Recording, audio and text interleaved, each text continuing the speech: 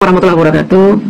Selamat siang teman-teman. Coba lagi dengan saya DJ. Sebelum kita membahas itu, saya ingin bercerita tentang masa dulu di tahun 1832, ketika bangsa Yaman berbondong-bondong datang ke tanah air untuk bekerja di perusahaan Belanda bernama VOC. Mereka imigran lah, datang ke Indonesia. Ketika Belanda mulai mengangkuti rempah dari Indonesia, kayu ke negara Belanda, tersiar kabar bahwa Indonesia itu kaya sekali, gak bisa habis kekayaan. Datanglah bangsa Yaman itu, yang memang dari negeri yang kacau gitu ya. Mereka ingin memiliki sebuah penghidupan yang lebih layak. Datang dia bekerja dengan orang Belanda. Masuklah dia sebagai pekerja di VOC. Jadi kaki tangan pengusaha-pengusaha yang ada di VOC. Yang keturunan Yaman ini mengklaim bahwa nenek moyang mereka lah yang berjasa atas kemerdekaan bangsa Indonesia. Kenapa mereka mengklaim itu? Ketua mereka yang punya organisasi besar yang sudah dibubarkan oleh Pak Jokowi, ujung-ujung Sihab itu orang Yaman, punya keinginan menguasai Indonesia, mendirikan khilafah. Sejak era Gus Dur hampir berhasil mereka mempengaruhi rakyat Indonesia untuk percaya omongan dia.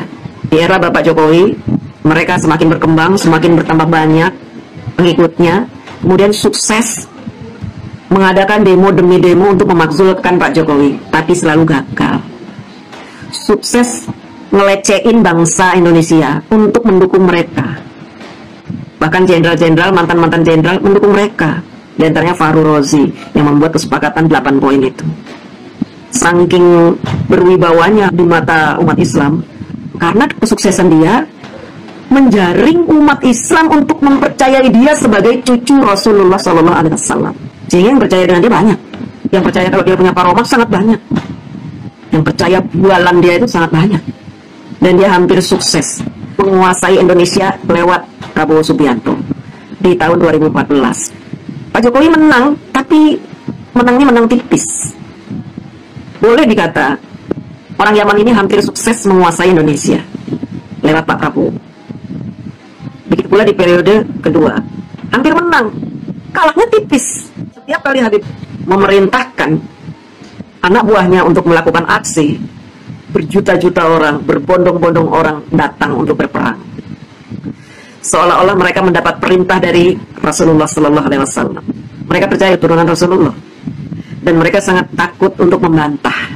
Tapi mereka juga heran, kok gagal menjatuhkan Pak Jokowi? Kok selalu kalah? Kenapa begitu? Kok kalah terus kita? Kok keturunan Nabi kalah melawan Jokowi? Yang padahal mereka terus-menerus menyebut-nyebut Pak Jokowi itu orang Cina, orang kafir, orang Kristen, PKI, plonga-plongo. Di-downgrade terus Pak Jokowi, tapi kok kalah dengan orang yang sudah rendah ini, direndahkan ini, kok mereka selalu kalah?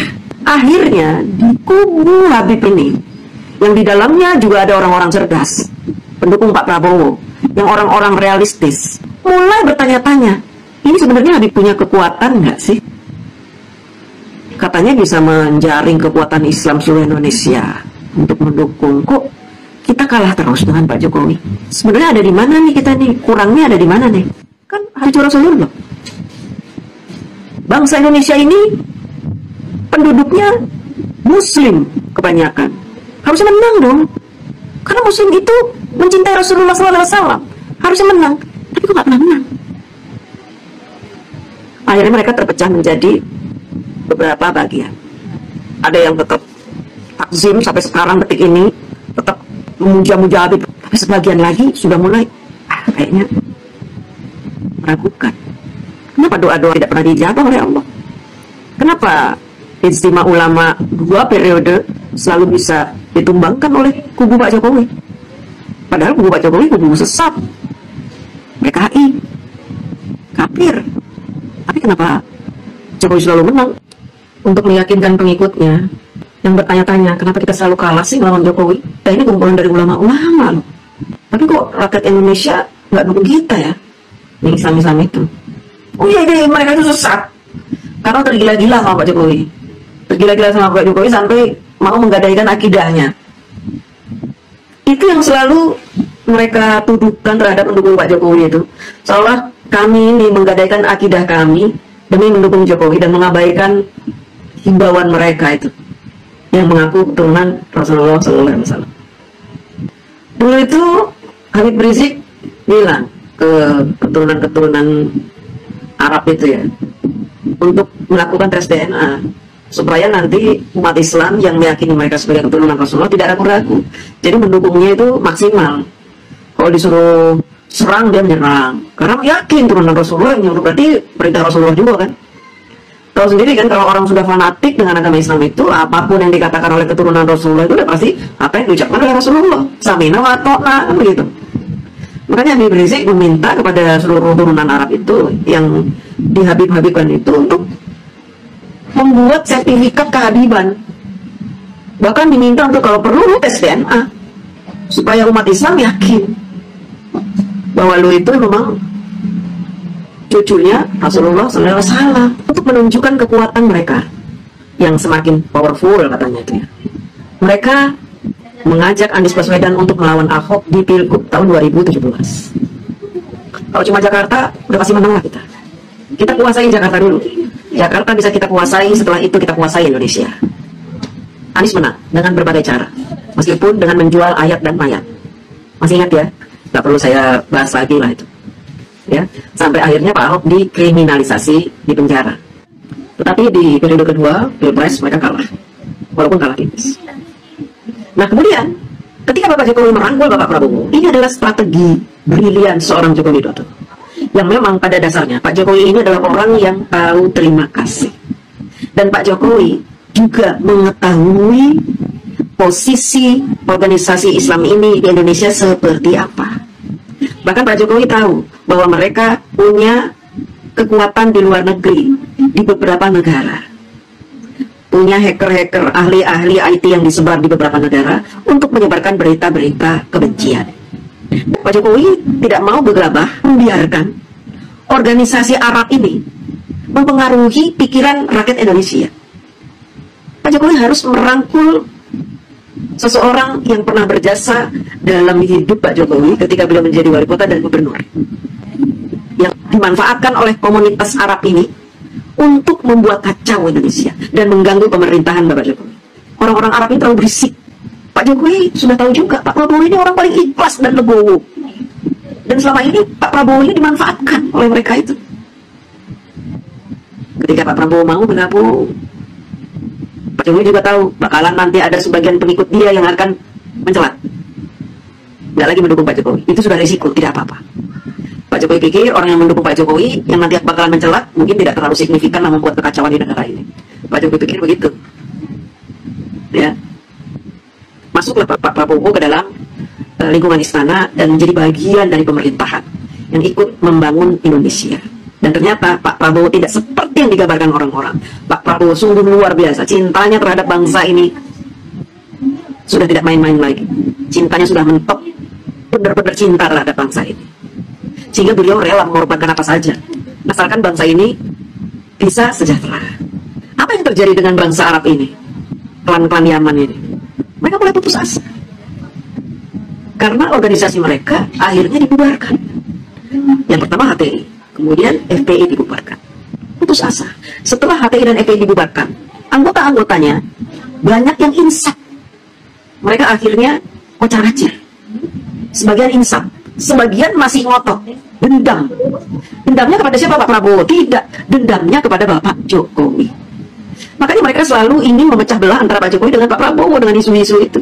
Jadi kalau ada isu adu domba itu pasti dari klannya orang Yaman. Ambisi mereka untuk menguasai Indonesia ini sudah hampir menurun. Organisasi sudah dibubarkan, kekuatan juga sudah melemah. Tapi semangat untuk membalas dendam masih terus membara. Akhirnya apa? Mereka menggunakan orang-orang yang sakit hati terhadap Bapak Jokowi untuk bergabung dan sama-sama berjuang merebut kembali kekuatan agar mereka bisa mempengaruhi rakyat Indonesia untuk mendukung mereka. Saat ini rakyat Indonesia ini sebenarnya terpecah menjadi 4: pendukung Arab, orang Yaman, kemudian pendukung PDIP, pendukung Pak Jokowi dan pemerintahan yang sah, dan yang keempat orang yang ngaku-ngaku netral. Mau mereka gabung, antara pendukung PDIP dan pendukung Arab ini bergabung, mau mereka bergabung, tetap saja tidak bisa mengalahkan kekuatan yang mendukung Pak Jokowi dan pemerintahan. yang sekarang ini. Tidak akan pernah menang. Sehingga mereka lebih memperkuat yang namanya isu dan fitnah. Mereka lebih memasifkan isu itu. Untuk apa? Menggerogoti kekuatan Pak Jokowi, menggerogoti kekuatan Pak Prabowo. Makanya muncul isu ijazah, muncul 8 poin kesepakatan mantan jenderal itu. Tapi ternyata Allah itu berpihak kepada Bapak Jokowi. Ketika muncul seorang Kiai Haji Imaduddin membuat temuan bahwa orang-orang Yaman ini ternyata bukan keturunan Rasulullah. Gennya berbeda dengan gen keturunan Rasulullah. Gen orang Yaman ini lebih cenderung nenek moyangnya itu keturunan bangsa Israel atau Fir'aun. Kemudian Habib Rizik tidak berani melakukan tes DNA ketika membaca temuan dari Kiai Haji Imaduddin. Habib Rizik juga mulai meragukan dirinya sendiri sebagai keturunan Rasulullah, meragukan teman-teman yang Arab itu sebagai keturunan Rasulullah. Akhirnya mereka mengharamkan tes DNA. Kenapa keluar fatwa keharaman tes DNA ini? Karena itu satu-satunya cara untuk menjaring kekuatan umat Islam di Nusantara ini. Kalau mereka ketahuan bukan keturunan Rasulullah, bubar yang mendukung mereka. Bubar jalan, mereka nggak akan punya kekuatan apa-apa lagi. Dan mereka bisa didakwa sebagai pemalsu nasab. Habislah mereka. Habis mendukungnya pada lari, makin kocar kacir, makin berantakan. Inilah yang membuat mereka semakin putus asa. Keputusasaan ini menyebabkan mereka menghalalkan segala cara untuk menjatuhkan Pak Jokowi dan Pak Prabowo. Karena apa? Niat mereka bukan lagi untuk berdakwah, bukan lagi buat syiar Islam, bukan lagi untuk menegakkan Islam, tetapi untuk apa? Untuk menjajah bangsa Indonesia.